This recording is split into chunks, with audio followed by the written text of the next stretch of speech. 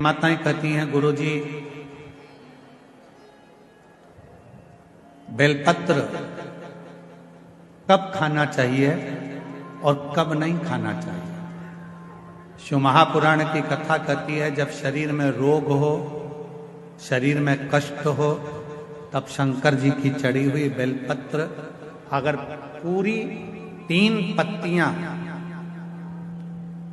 मान लो आप पूरी 3 पत्ती भी बेलपत्र की नहीं खा सकते, तो बेलपत्र के आगे की थोड़ी सी एक अंश नोक मात्र भी आपके मुख में अगर जाती है तो भी वो उतना ही असर करेगी जितनी पूरी पत्ती करती है।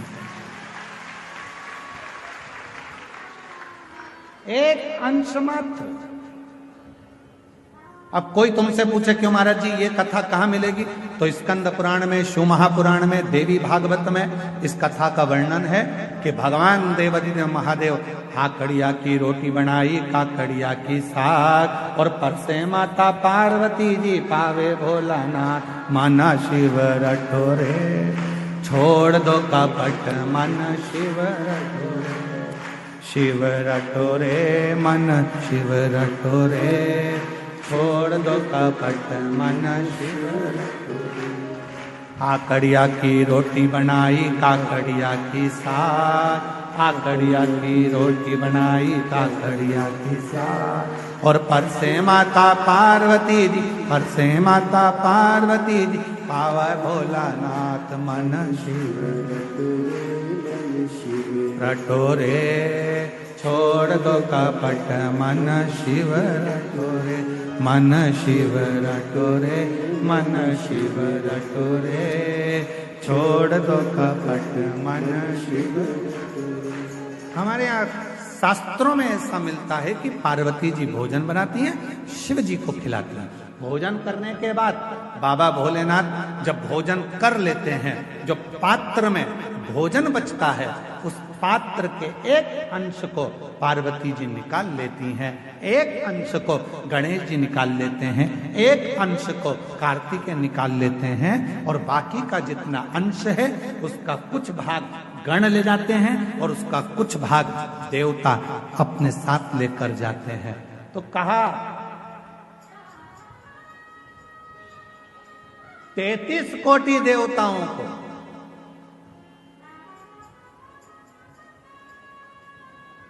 भोजन की थाली का कितना भाग मिलता था, जरा ध्यान से सुनना प्रयागराज वाले।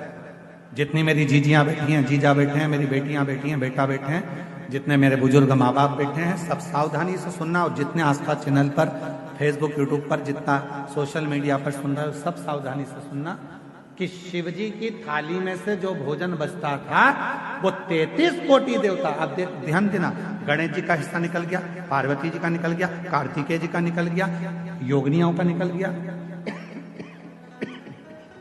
गणों का निकल गया, उसके बाद में देवताओं का हिस्सा।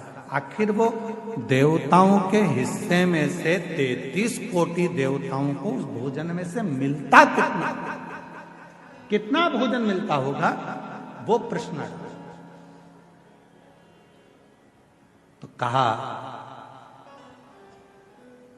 प्रसाद का मतलब क्या है, जो शंकर जी की थाली में से भोजन जाता था, भगवान नारायण के लिए लक्ष्मी जी लेकर जा रही हैं, और वैकुंठ जाते जाते जितने देवता उस प्रसाद का दर्शन करते थे, वो प्रसाद उतना उतना उन देवताओं की दृष्टि में समाहित होकर उनके हृदय में उतरता जाता था। भोजन का कण मात्र का दर्शन भी सुख दे जाता था, कण मात्र का दर्शन भी सुख दे रहा।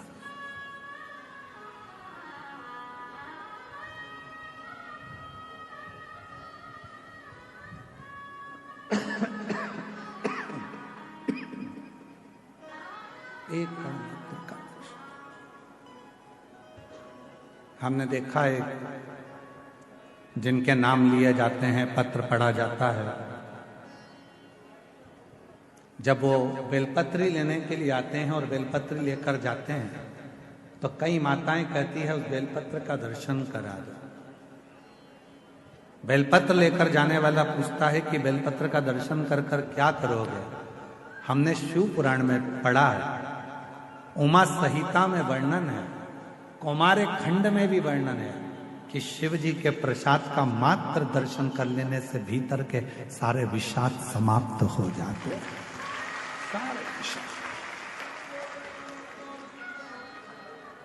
केवल प्रसाद का दर्शन करने से ही विषाद समाप्त हो जाए।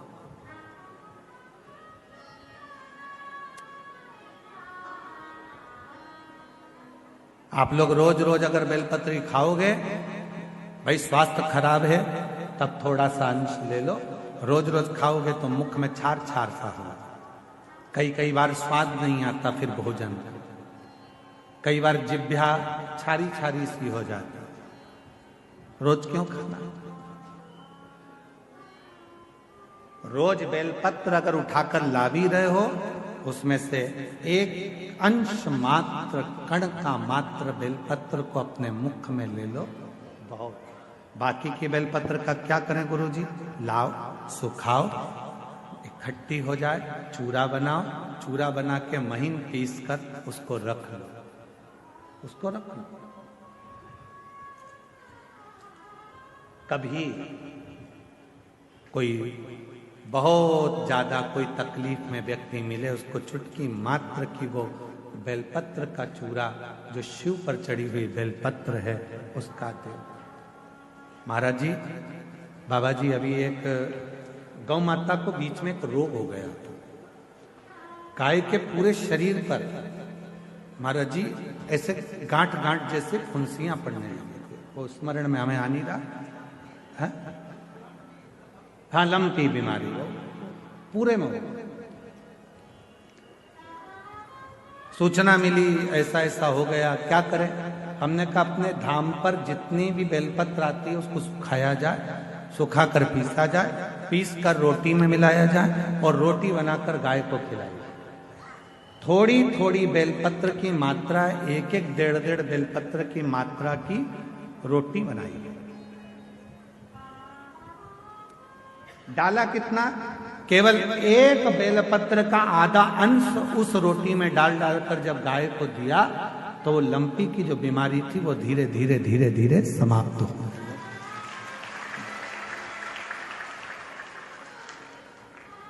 दवाई की तरह बेलपत्र की भी मात्रा होती है कि कितनी मात्रा में खाना है। ऐसा नहीं कि बेलपत्र पूरी मिली है तो हमको पूरी ही खाना है, ले जाओ थोड़ी थोड़ी घर में सबको दे दो, बाकी के संभाल के रखो। कोई जीव को, कोई व्यक्ति को जरूरत पड़े उस समय पर वो पानी से उसको थोड़ी सी डाली और निगल गए।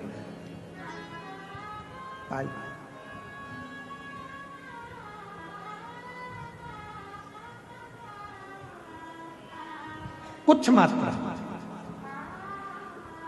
और बीमारी हो तब जरूर उसकी बेलपत्र का थोड़ा सा भाग शिव पे चढ़ा हुआ अवश्य। पर यदि आप स्वस्थ हैं, शिव की कृपा है, तो भले ना पाए, एक लोटा जल चढ़ाएं, जल का थोड़ा सा भाग अपने मुख में आचमन जरूर करें, उससे फल। कई लोग कहते हैं गुरुजी हम जब भगवान शंकर का मंत्र जाप करते हैं, शिव नाम लेते हैं, शिव जी का स्मरण करते हैं, शिव नाम का स्मरण करते हैं, भगवान शंकर की विरल भक्ति को धारण करते हैं या शिव नाम को हम ग्रहण करते हैं, तो हम जब भगवान शंकर के मंत्र को या शिव के नाम को जब हम जपते हैं, शिव नाम को जब हम लेते हैं, तो क्या वो देवाधिदेव महादेव तक हमारा लिया गया नाम पहुंच जाता है?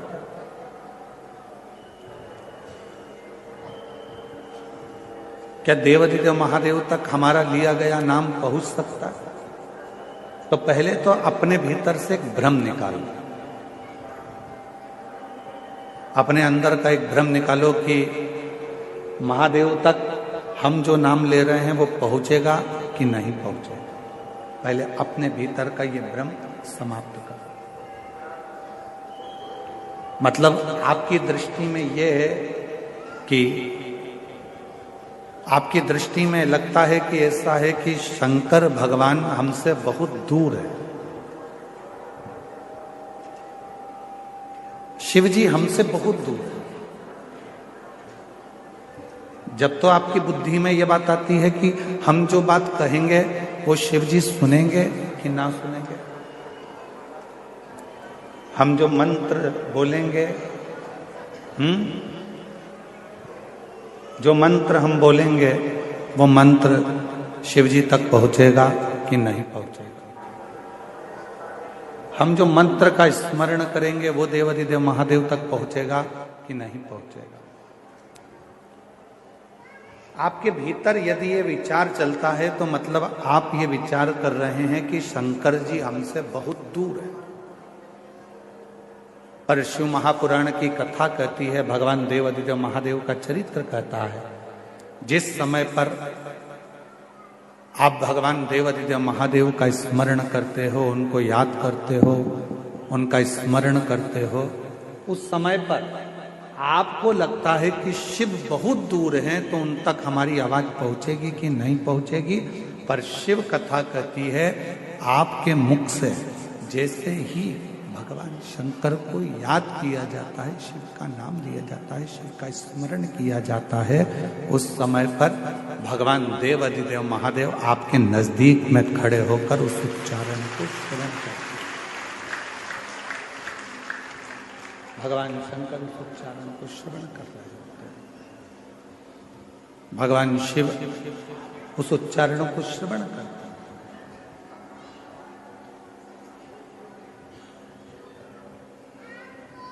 आवाज किन तक पहुंचना चाहिए? जो दूर है।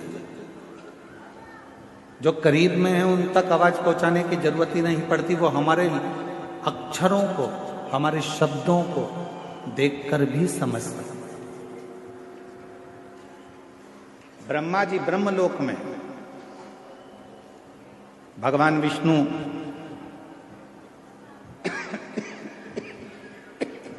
बैकुंठ लोक में,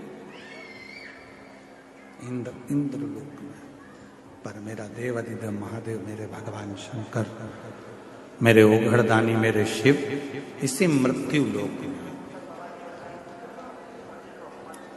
अब ब्रह्मा जी को यदि आपको कुछ कहना है तो भले तुमको तेज बोलना पड़ सकता है,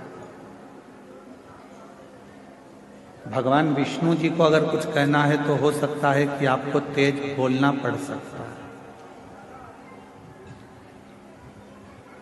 पर यदि आपको भगवान शंकर से कुछ कहना है तो आपको तेज बोलने की जरूरत ही नहीं पड़ती, वो आपके पास में कंकर शंकर के रूप में विराजमान होकर उस बात को श्रवण करते हैं। बिल्कुल नजदीक में पहुंचकर, नजदीक में बैठकर उस कथा को श्रवण करते हैं, उस बात को श्रवण करते हैं। आपके नजदीक में खड़े होते हैं, नजदीक में बैठते हैं और वो कथा को सुनते हैं।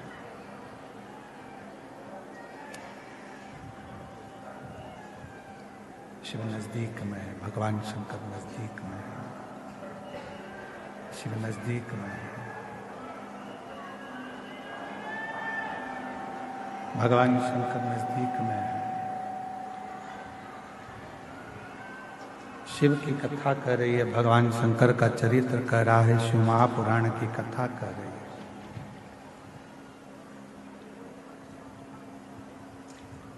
ध्यान नहीं रहा, इससे तो अच्छा रामायणी कुटी वाले महाराज जी के यहाँ का साउंड था कल, उन्हीं को लेकर आ जाते।